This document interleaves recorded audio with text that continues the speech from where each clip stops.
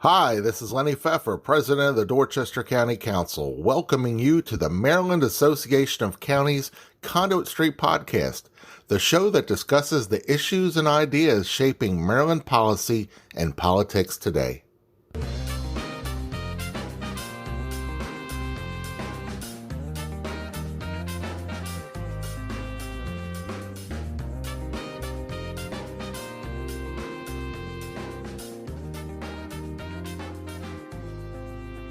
Hello and welcome to the Conduit Street Podcast. This is Michael Sanderson taking the microphone this week, and I'm really glad to have a special guest with me. If you listen to our podcast often enough, you kind of are in this state and local policy lane, and you know that a good bit of what we talk about here are local government issues. From a Maryland perspective, we talk about our counties and the services they're delivering and so forth, but obviously we're not alone in flying that flag. Nearly every state has an association like MACo that represents county governments and looks out for their services and their members. And I'm really glad to have my friend and my counterpart from the North Carolina Association of County Commissioners, Kevin Leonard. Kevin, welcome to the pod. Hey, Michael, thanks so much for having me. I really do appreciate the invitation, and it's such a treat to be able to talk to you and share back and forth what Maryland's doing and North Carolina is doing. You're right. There are around 50 of us around the country doing the same work, and we all get to nerd out a little bit on policy and what makes us unique, different, and the same. So I'm looking forward to the conversation. So thanks so much for having me. Well, happy to do it. And so let's tee things up a little bit. I mean, our listeners here on Conduit Street are, every once in a while we do the global survey, and while we do have some people from Madagascar and the Middle East and from South America who listen for whatever reason, we have a nice little pocket in Guam too. That's a thing. But really? Okay. But most of our listeners are folks who are engaged in policy and politics in the state of Maryland. So maybe to give our folks a little bit of a setting, talk to us a little bit about how many counties you've got in North Carolina. It's more than we've got in Maryland. How broad your membership is, and maybe a little bit about like the scope of services that counties in North Carolina provide. Yeah, absolutely. I'd be happy to give the listeners a little lay of the land here in North Carolina. But before I do, if I could, and I have to tell your listeners that you did not pay me to say what I'm getting ready to say. Oh, dear. At all. But just so your listeners know what a gem that they have in you and your association. And again, Michael did not pay me to say this, but Michael has an extraordinary government relations team. And runs a great association up there in Maryland. And in fact, I try to steal as much as I can from you guys. In fact, my thinking is that you guys were the very first podcast association to have a county podcast. And so we stole that as soon as we could. And so we have our own down here as well. But I just wanted to say that because I've always admired the work that you do, Michael. And anyway, well, thank you very much for that. And we'll be sure to get that out in editing. That's not going to go out to the masses. No, that needs to be right there. That needs to be like the teaser for everything. Okay, so basics in North Carolina, and then we can get into some policy stuff if you would like. But just so folks in Maryland, by the way, how many counties in Maryland? So we have 24 counties where our anomaly is that includes the city of Baltimore. Here in Maryland, Baltimore City is treated for like in the law and within our membership as both a municipality, a city, but also as a county government. So they're a standalone full purpose government, just like our large counties. Okay, so 24 members here. Got it. Okay. So we have 100 counties in the state of North Carolina, and we say a couple of things. We say if you've been to one county, well, you've been to one county, because they're all different, including probably yours as well. We also say that everyone lives in a county in North Carolina. So unlike Virginia, and it sounds like unlike Baltimore in your case, the city is not a separate unit of government. It is. It's a separate unit of government. However, it's a layered cake in North Carolina, meaning that you have the state government, then you have the county government, which is statutorily created in North Carolina as an arm of the government to deliver the services of the government. We have some similarities in some of the services that we provide, Maryland and North Carolina, and we can get into that. But it's not the cities sit on top of the county. There's a special jurisdiction, which is a city. That means that they don't provide the same services that the county does. The county is responsible for providing all of those services, like building infrastructure for schools, the courthouses. Health and Human Services is something that we do in North Carolina.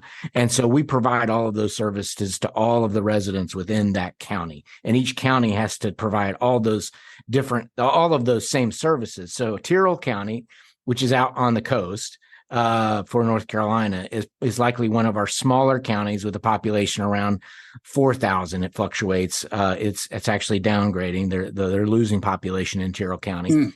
And then you have Mecklenburg and Wake County, which is Raleigh and Charlotte, with populations over 1 million in each of those counties. In North Carolina, we have about 10 million residents that live here, so 10 million people in North Carolina, and growing every year. It's probably closer to 11 at this point.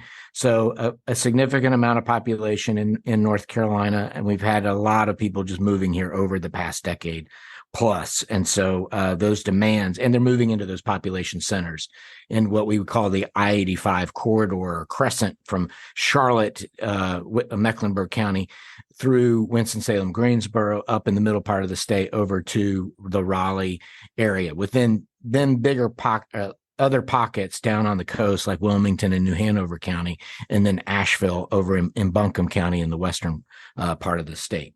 So that's the demographics, I suppose, and sort of the lay of land in North Carolina. If we'll jump over into the General Assembly, so you can maybe we can bridge over to some policy discussion if you like. We have a Democrat governor, so Governor Roy Cooper, who is in his second 4-year term. He is term limited, so he will be moving out of the mansion in the next election cycle. So we'll have an open seat there. Democrat governor, and then we have a Republican legislature. We have a House and a Senate, and they have supermajority Republican members. Now, I wanted to make sure I told you that because that's going to be interesting in a moment when we talk about the budget. By the way, I don't know if you can hear the train. We have a train that runs outside our office here, so pardon me for the train noise, but it's we like it. It's infrastructure. We're all about it. It's good. We like it. So the political landscape there in some ways is the mirror image of what Maryland had for our previous 2 terms. We recently elected a Democratic governor, but for the 8 years prior, we had supermajority Democratic control in both chambers of our state legislature, sort of a veto-proof, supermajority in both chambers. But we had a Republican governor for 2 terms, which wasn't as big of a deal as it seemed like it could be on paper, but it ended up being maybe a moderating influence on some policy and some implementation and so forth. I'm sure folks have thought more deeply about that than I have on the partisan front. There aren't a whole lot of things that our county governments do that are deeply partisan, but sometimes when we get ensnared in things like a tricky budget or whatnot, if those things are partisan and things get gummed up as a result of it, then we're kind of along for the ride. So same here in North Carolina, and we talk here, as I bet most of our counties do across the country, and in Maryland especially as well, that we have the benefit of being what I term the practitioners of government. Or also sometimes I'll say to folks I'm talking to about county government that we're the front door to democracy. So all of the doors that you walk through at the county level are your first entry for a citizen to interact with government. And a lot of times that doesn't mean that it's political. You're walking into a precinct that's run by the county government to vote. You're going into somewhere to pay your tax bill. You're going in somewhere to get some level of service in terms of maybe social services or public health services. It's not really political, although I would say that it feels more and more like some of the national level politics, which we've seen over the years being pushed down to the state levels, assemblies. It's starting to filter into some of those board of commissioners meetings. Now, that's not uncommon. Politics is everywhere, but I think for the most part, we've been shielded from that because we are doing just the daily work of true governmental responsibility. Public safety I left out. It's a major important part of that, and EMS services and those types of things. So anyway, so that's commentary on my part. Yeah. Go ahead. So that is pretty comparable in a lot of ways to the structure here in Maryland. So a couple, I want to get into policy and politics and our legislatures and budgets and so forth. But before we do, just a couple quick like nuts and bolts here. You mentioned, it sounds like your structure, municipal governments are sort of a layer on top of county government. Everybody lives in a county and receives at least some of their frontline services from the county government. But then some folks here are in incorporated municipalities, and they might have a local police force rather than a sheriff's department providing primary law enforcement. The municipal government might pick up the trash or might do land use planning and that sort of stuff. That sounds like it's pretty analogous. It is. Here it's kind of a minority of our residents are actually live in an incorporated city. I live in Anne Arundel County, outside of Annapolis, which is itself an incorporated city. I live in an area that looks and feels like a town, but it doesn't have any municipal government, and all the services here are effectively county level services. Is that a pretty common situation in North Carolina as well? Yeah, that sounds analogous to what we have here. I grew up in a county called Davidson County, North Carolina, which is a very rural county in the central part of the state in the Piedmont. Mm-hmm. And what you just described sounds very similar to where I grew up, which the majority of the land is county. And so you don't have county. Sometimes you'll have county water, but you wouldn't have county sewer or anything like that. That's rare. It's more septic, based, those types of things. Right. Rare is where I live now. And I live in Wake County, a very populous county, as I mentioned earlier. I have an address of Apex, which is a municipality here. However, I just happen to live in an area that's unincorporated, which is very unique. So, and I joke about it because it helped qualify me for this job. Now, I live only in the county. And the folks who live in that area, which is it's just a real small pocket. When I moved in there was a big issue about annexation going on and involuntary annexation. It was a big issue between the cities and the counties here in North Carolina about 10, 15 years ago. And it was a major issue that they did not want to be annexed. And what does that really mean for the people who live there? Well, it's taxes. And so if you're in that extra jurisdiction of a municipality, then that city can charge an additional set of taxes on the resident to do all the services that you just said, water, right, sewer, which they would run lines. They would do trash pickup, all kinds of extra services. And so I think in a growing state like we have here, there's been this natural rub about the municipalities expanding their boundaries, not voluntarily. And that's what caused a significant, I didn't mean to get into involuntary annexation, but with a growing state or more populous areas of a state, it's really created tension. And again, that's been about 10 plus years ago at this point. And they, in the General Assembly, changed hands. Republicans took over around 2011 after being controlled by the Democrats for almost 100 years. And so a lot happened in those first couple of years. And one of those big things was to tighten down the screws on involuntary annexation. So the cities have in North Carolina now not a lot of tools in the toolbox in terms of annexation growth. And I think it's causing some challenges now. And in terms of having cities prosper. And I'm not advocating for cities, and our counties certainly have opinions about annexation. I just highlight it because I think from what you just said in Maryland, y'all might be facing some similar types of issues given growth and the proximity of county and city boundaries. I think this is probably a topic that we could probably do an entire episode of our own pod on.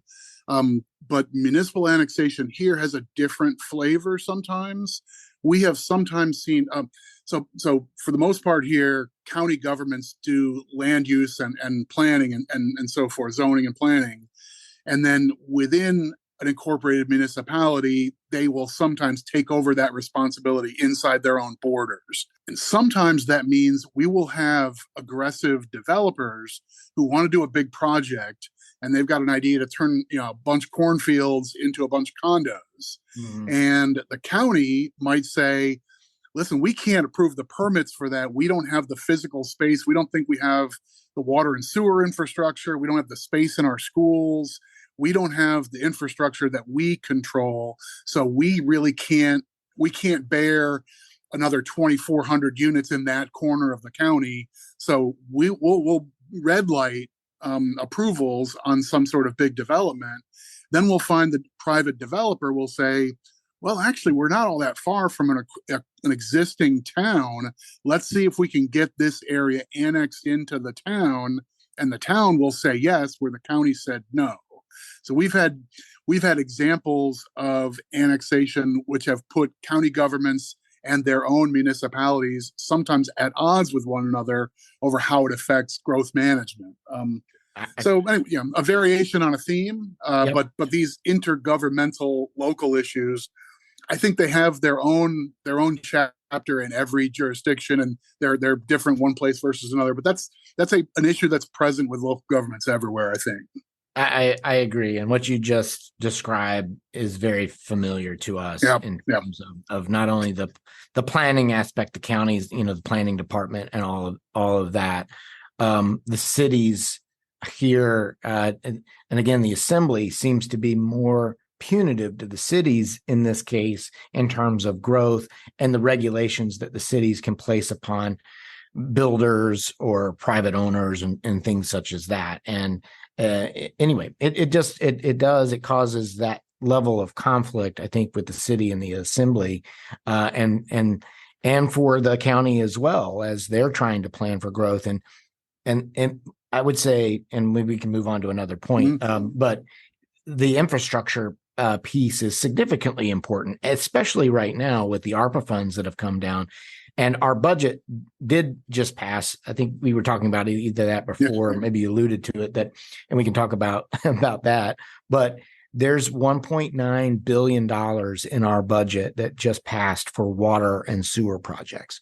And largely that's going to come to county governments in special projects to make the decisions on where to put those projects and where to put those lines.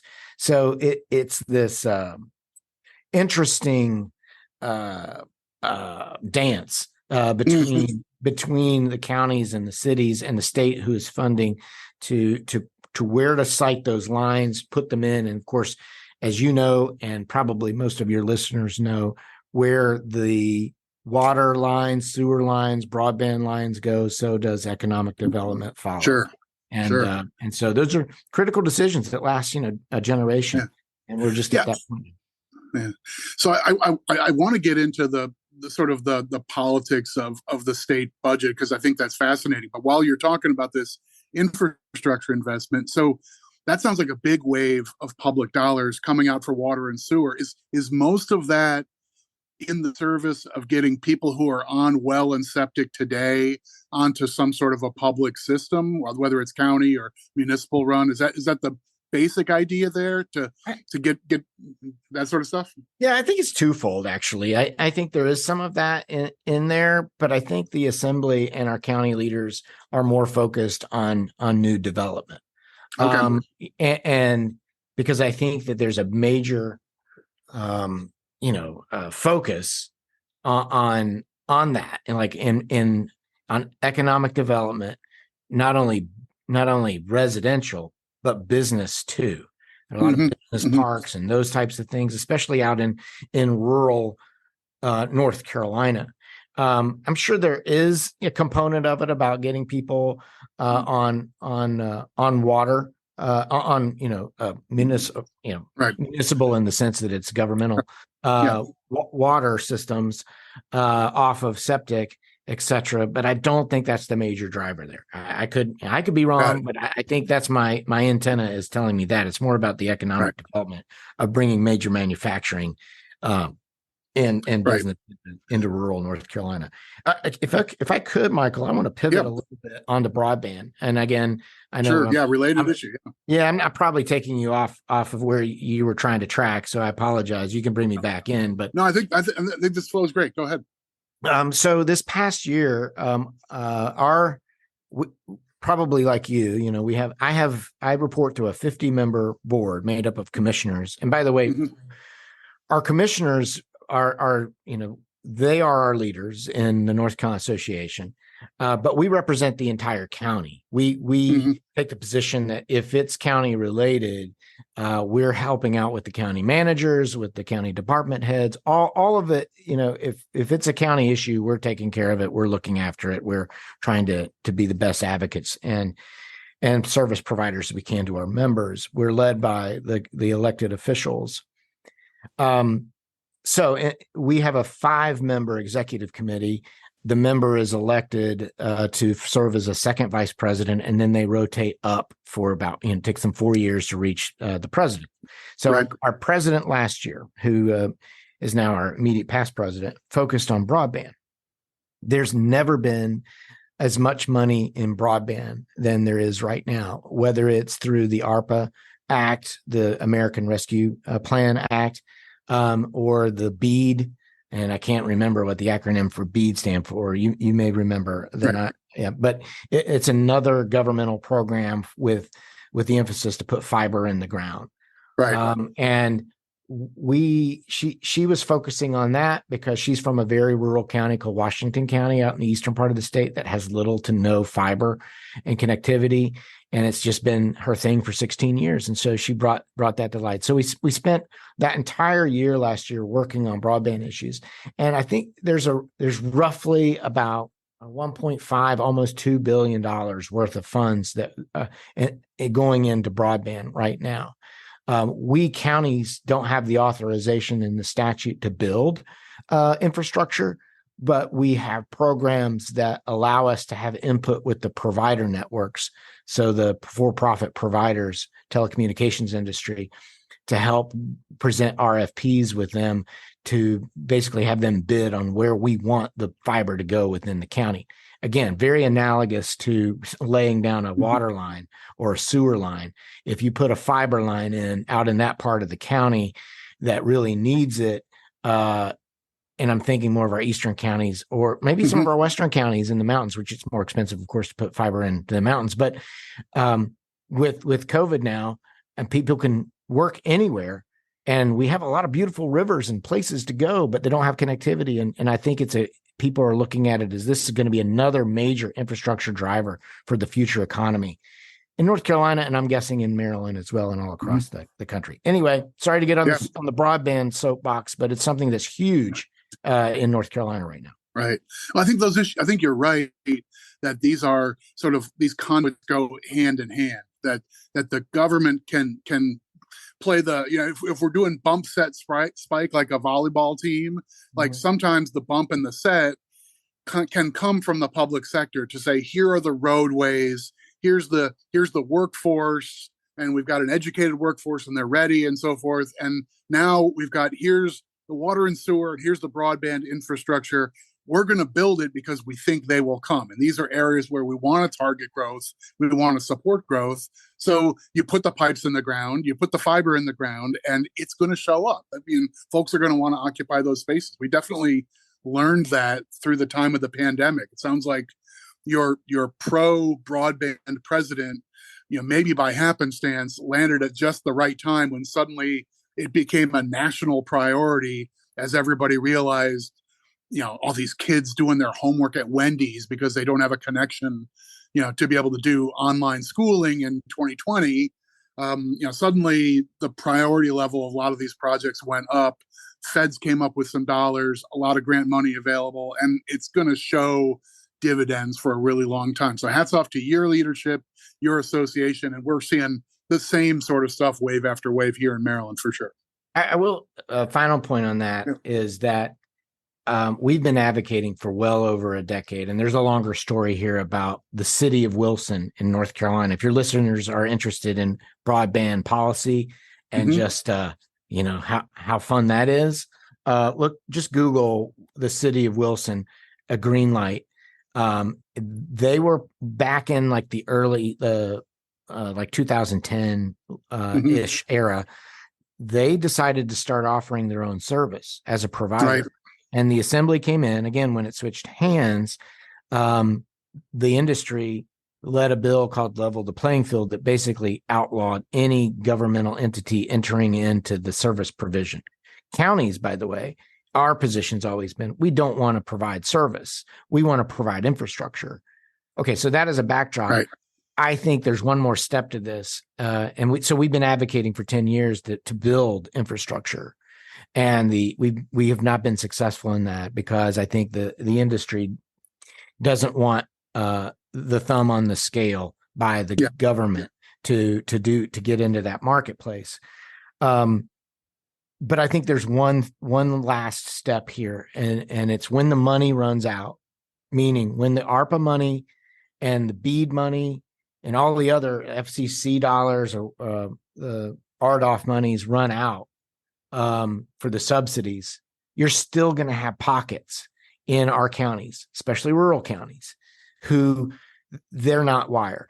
And those are going to be the most expensive places to go. And that, if it's truly a utility, as people are calling it these days, and it's going to set somebody apart at a disadvantage if they do not have connectivity, then people are going to have to really consider strongly that there is a role for government to play, local governments, in building the infrastructure.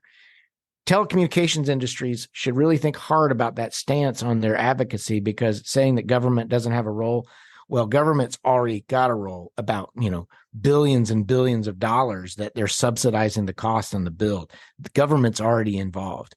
So I think that's the last step, probably another 5-10 years away, when all those federal dollars have dried up, that we're going to have to really think long and hard about how we authorize local governments, whether it's in Maryland or North Carolina or Montana or whomever, to go ahead and create that last mile, that last pocket. So anyway, you can tell I'm pretty passionate about the broadband space. It just been working on it for so long. So sorry to go so much on that. No. I think it's right on point, and this is the kind of stuff I'm interested in chatting about. I think, like, it is. First of all, I think it's an interesting conundrum about whether this should be strictly private sector investment and build out and capacity, or has broadband and high speed access effectively become a public good, where like a utility, the way we think of electric service, the way we think of water and sewer and things like that. I mean, you change the mindset when something's considered essentially a foundational thing for a proper setting for a home, a family, a business, or whatever. So I think we're on the bubble there, where communications some time ago felt really private, and it might have been really untoward in the 1980s or 90s for the government to step in and say, we're going to compete head to head against the cable company or something like that. Today, I think a lot of those barriers have come down, practically speaking, and there may be a foundational role that's appropriate for the public sector to come in and say, everybody deserves the benefit of, like we put a pipe under the road and we tell everybody, you can run your cables through our pipe. We'll provide the conduit to get to all these buildings in downtown Baltimore or in Mecklenburg County or wherever, right? So I don't know. It's an interesting policy question, but you're right. This has moved up everybody's list of priorities lately, and I think rightfully so. Yeah. Okay, so we've danced around a little bit about some of the political stuff. We're recording in the middle of October. Those of us who are fiscal people, we think of fiscal years starting July 1. And I think North Carolina is no exception that you use a July 1 fiscal year. But am I understanding correctly that basically your state's annual budget is literally just hot off presses, like got passed in a manner of the last several days? Is that right? That is correct. And and we do operate on a July 1st fiscal year. By the way, our counties will tell you at the drop of a hat that they are required by law to pass their budget by July the 1st, which they all do. All 100 counties pass their budget by July the 1st.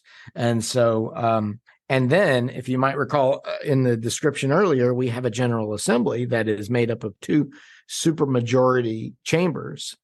And so that might make you want to scratch your head. Well, wait a minute. If you've got 2 supermajority chambers, what's been the holdup on the budget? That's odd. Let me take you back to 2016, Michael. Okay, I'm ready. Yeah. I don't know who was on television in 2016, but beside the point, there was a law passed in our General Assembly that basically did this. It took away the need for a CR or a continuing resolution. And I don't know, maybe you can tell me if they have a similar provision in Maryland. But what that effectively did was it took all the pressure off of passing a budget on time. And I've been working at the General Assembly since '99. I moved back I'm from North Carolina. I went to DC for about 5 years, and then I moved back in '99, started working at the General Assembly. And so every year there was this, when they didn't pass a budget, they would have to pass a CR, just like they would do in Congress. And and it would be a game. It would be a little bit like we're going to pass a 15-day CR or a 30-day CR. And then, everybody would go home. If it was a 30-day CR, they'd go home for 25 days and they would come back for the last 5, and the pressure built up again. And then they would pass another CR. Well, that 2016 piece of legislation that passed, relatively unnoticed, by the way, just kind of got slipped in, that said they would, if a budget didn't pass, it would just continue spending at its current levels for the fiscal year. And so it took that pressure off of the General Assembly to have to create a budget. I hope I'm not sharing news I shouldn't share, because maybe folks in Maryland, if they don't have this already, they won't. I hope they don't adopt it. No, we are fortunate here. We rarely have any of this kind of budget drama. In my many years of covering fiscal affairs in Maryland, we had one year where big components of the budget plan didn't pass on time during the April session. And then we had to do some, come back to do a couple days worth of work to have everything smoothed out for the July budget. But we've never gone past July or anything even really close to that. So, but it is interesting though that I'm sure it was a well-intentioned idea rather than overstuff the hand. Like we see this in Congress, right? The inability to pass a continuing resolution to just keep the doors open leaves the federal government shutting down for a couple weeks here every few years, because they just can't broker a deal. It seems like not a terrible idea that if you can't work it out, we'll just continue at the same funding level. That sounds like an automatic fallback, so you don't have the worst happen. But then it maybe became too comfortable, right? It could have. It's been the norm, I would say, for the past several years that our budget has been delayed. And again, you could argue it both ways, that it's a good provision or it's, taking that pressure off of getting it done. My observation is that what it has inadvertently done is that it's also incentivized the inclusion of policy related matters into the budget. And that's, of course, that's not uncommon, in any state or in the country, to put some pretty major policy provisions in the budget, especially in the dynamic of getting, the governor to sign it. We had supermajorities, I think 2 cycles ago, and then the Republicans lost their supermajorities. So there had to be some gamesmanship in terms of putting some things in the budget to force the governor to either veto or sign it. Now with these two supermajorities, which, by the way, it just occurred to me to tell you the story about how we ended up with a supermajority in the House, because it was one vote shy and a Democrat switched their registration. Yeah, I forgot to tell you that piece. So we can come back to that piece of the story in a little bit. But to finish the line on the budget, over the past several years, like last year, I don't know what last year was. It might have been 2 years ago at this point. I can't remember. It all runs together. But a couple of years ago, it was delayed until November until the budget passed, and the big hang up there was Medicaid expansion. And so they went back and forth on that. They finally passed it in November. This year, oddly, the hang up was, and I'll get to Medicaid expansion, which it ended up passing, but it was related to casinos and the authorization of casinos in the budget. The Senate felt very strongly that they wanted to authorize what are termed entertainment districts, which would allow casinos to operate in North Carolina, which we only have one now, and it's at the Cherokee Indian Reservation in the far western part of the state. Right. And there was another one coming online at the Catawba Indian reservation down in Cleveland County, and then there are these others, because there's Danville, Virginia. Apparently, there's a casino at Danville, Virginia, right across the line in North Carolina, and the position is that North Carolina is losing money by allowing, their citizens or the residents are going over the line. So this went on for a long time, like months, and back and forth. And finally, the House could not get enough votes to pass a budget with the casino provisions in it. And they just were like, we can't do it. We cannot do it. And so it ended up not passing. And it caused a significant amount of delay and angst and friction between the two chambers, because it was a Senate and a House issue and not a governor issue. So that was the Right. thing that held a $30 billion budget up in North Carolina. Right. Yeah. Okay, so we end up with some interesting travails to get to the annual budget. Now, one way that North Carolina and Maryland are similar, and we are outliers in contrast to most of the rest of the country, is that our county governments have a big role in funding education. Mm-hmm. And so I'm sure education funding represents a sizable chunk of that $30 billion budget. Were there any policy implications for education or for teacher salaries or pensions or other things like that as a result of this budget impasse and back and forth? Did the folks in education feel that? Yeah, they sure did. The teachers are going back to school in September, and from the summer break, and they are going back to school without a knowledge of what their salary increases would be or are. There was a proposed 7% increase in year one, and another additional, right. I can't remember what it was in year two, but that was all on hold. It's worth noting in North Carolina, back during the Great Depression in the 30s, we had several counties like others in the country go bankrupt, cities, etc. There was major mm-hmm. reforms in North Carolina. Part of those reforms for North Carolina included basically a new divvying up of responsibilities between the state and the counties. And generally speaking, counties ended up with more of the infrastructure components. As I mentioned earlier, building schools, building courthouses, building jails, all of those type of big infrastructure projects, while the state took on the responsibility for operations. So the state government in North Carolina is responsible for teacher salaries. We also have counties that pay supplements, though. As soon as the ink was dry back in the 1930s on the separation or divvying up of responsibilities, counties then started paying the teachers supplements or paying more, on operations because they wanted to better their school systems, a natural thing to do for people in their communities. Right. But largely speaking, we are looking at the state budget from the county perspective on the capital side of things, because the North Carolina state government has helped counties build schools, supplement their funding through capital.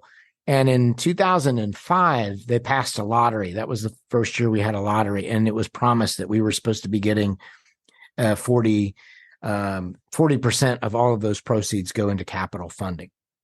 We had a recession around 2008, and guess what happened? They started to take those monies and use it to fill a deficit hole. So we ended up around 2010 having about 17% of those dollars going to capital. So it's taken us almost a decade now to get back up to the original 40%, and we've now surpassed it. And so we're back at funding levels from the state in capital. So that's the things that we're paying closer attention to when it comes to educational funding. Okay.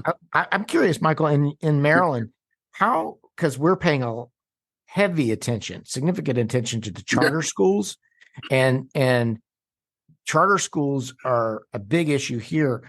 They just passed for the first time that we may provide capital funding to charter schools, which I think is going to be a real challenge to figure out. But how are y'all dealing with charter schools in Maryland? Yeah, I think, okay, so charter schools here are differently situated than in most of the southern states. So I think this is another sort of partisan political difference here. We have a fair number of public charter schools, and we have a lot of private schools that are, for the most part, outside of the public sphere. We've got some scholarship programs that help some people get into private schools, but it's on a much smaller scale than I've read about in North Carolina and some other places. So I think, with a super majority Democratic state legislature, we haven't seen a really big foothold for a lot of this philosophy of like the money should follow the student. Like Arizona and a few other states have gone sort of whole hog on this idea of let's take public funds and just attach them to the school age student, independent of whether she's going to be in this public school or in that private school or that religious school or whatever. Let's just have the dollars follow her. Some places are moving in that direction. Maryland is pretty far behind in that regard. It's just not, it doesn't have a lot of support here politically. That's interesting. Yeah, that's a similar case in North Carolina. There's a per pupil allotment, and it follows the student to where they're going. And that's been the traditional case in North Carolina. But we've seen a massive, that might be overstating it. There's been an increase in charter schools. The policy has allowed for the increase of charter school creation. And so if more people are leaving what is termed traditional public school, because in North Carolina, charter school is a public school. It's just operated under different regulations. So, but if it follows the child to the charter school, then that's $1 out of again, I'm doing air quotes, you can't see it, but air quotes of the traditional public school. And so there is this great debate on school policy as it relates to operational, not so much the building of the buildings that we're looking at, but it's filtering down to school boards and county commissioners about these issues of like, are you basically taking the core strengths out of what is termed traditional public school? It's an interesting policy debate in North Carolina right now, and I'm sure that we're not alone in other places about it. Yep. Anyway, I think I went too long on that. Sorry. No, it's interesting. I mean, education policy will get folks all fired up, and we are among the few of our peers. Like, when we meet with our peers from across the country, we're not talking about education policy very much because most county governments don't have a role in it. It's school districts with their own taxing authority. There might be a county-wide school system, but it's not it's not the central player. Here in Maryland, like the school budget comes right through the county government, gets finalized by the county governing body, and half of the money in typical county budget goes right to K through 12 education. So we are not even hip deep; we're like neck deep in, at the very least, financing education. Now, we're not in charge of curriculum and that kind of stuff. That we have elected school boards who manage those sorts of things, and the superintendents and whatnot. But so we're more vested in education policy here than most places. We've had a lot of those similar, debates and back and forth. So, all right, let me tee up a few things as like rapid fire. I want to hear if these issues are sort of bubbling up or on fire in North Carolina in similar ways that they are here in Maryland. I don't know how central the county governments are in North Carolina for land use and planning and zoning and so forth, but are you all facing affordable housing difficulties in a way that we are here? It's a major issue. Everywhere, Michael. It's really interesting over the past 4 years, I would say. And I think a lot of it has to do with, with the pandemic and results of the pandemic, perhaps, but it's probably been building for a while. And I know that the National Association's been working on some of this. And in fact, I'll quote our executive director at the national level, Matt Chase, who helped me, I think, change the way I talk about this. And that is, how does he phrase it? I think it's housing affordability. Because where we're seeing our members talk about housing issues, it has a lot to do with workforce housing, and it's not where you think it would traditionally be in your more urban centers, or and it's not the traditional affordable housing issue.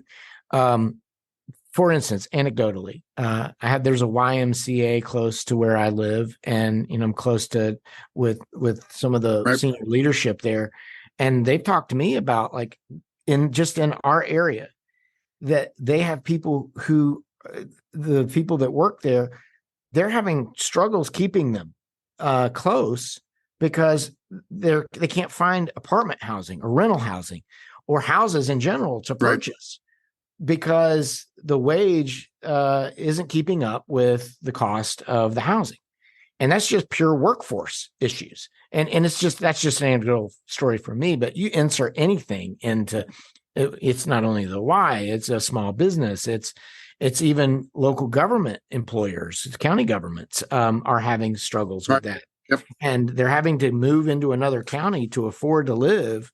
And so it's just interesting. And more counties are asking to become involved in housing issues, which I don't know about for you, but in North Carolina, that is highly unusual. It's not a county level function that we've traditionally done. And more counties are asking for authority and funding sources to get involved in that. Durham County is, I think, the first county that really, I heard from. That's Durham's is close to here, to Wake County in the Triangle, a fairly populous county.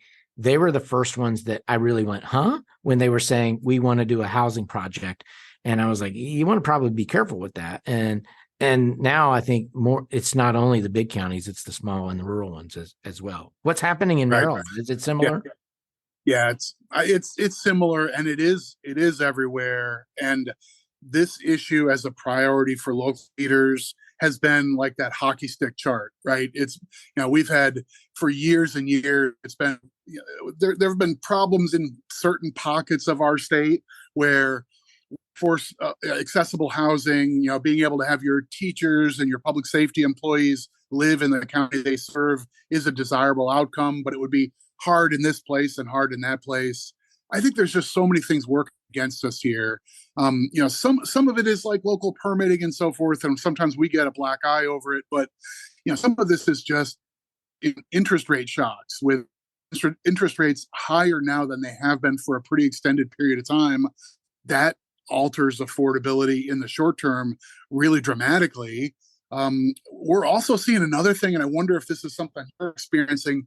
We're seeing lots of properties that ordinarily would be owner occupied, either being built for the purpose of being a short-term or being converted out of permanent owners and into short-term rentals. We're seeing a lot of properties just sit as Airbnbs or VRBOs instead of as, a 2-unit apartment for residents in the neighborhood. It turns into, this is more lucrative. We can rent it out 4 nights a week because people want to be here for one reason or another. We're seeing a bunch of that too. Are you? Yeah, I've heard more about that in the past several years, and it's primarily in some of our, I think of our touristy areas, mountain counties where people go. Like right now is peak leaf season, so people are heading out there, and then down on the coast. So your vacation centers and that sort of thing, and so I am hearing and seeing more of that. I've had several county managers and some commissioners who are trying to wrestle with that problem. You might find this of interest, that they were trying to figure out whether it could fall, because they're just trying to track them, because there's not a good database to track where these folks are.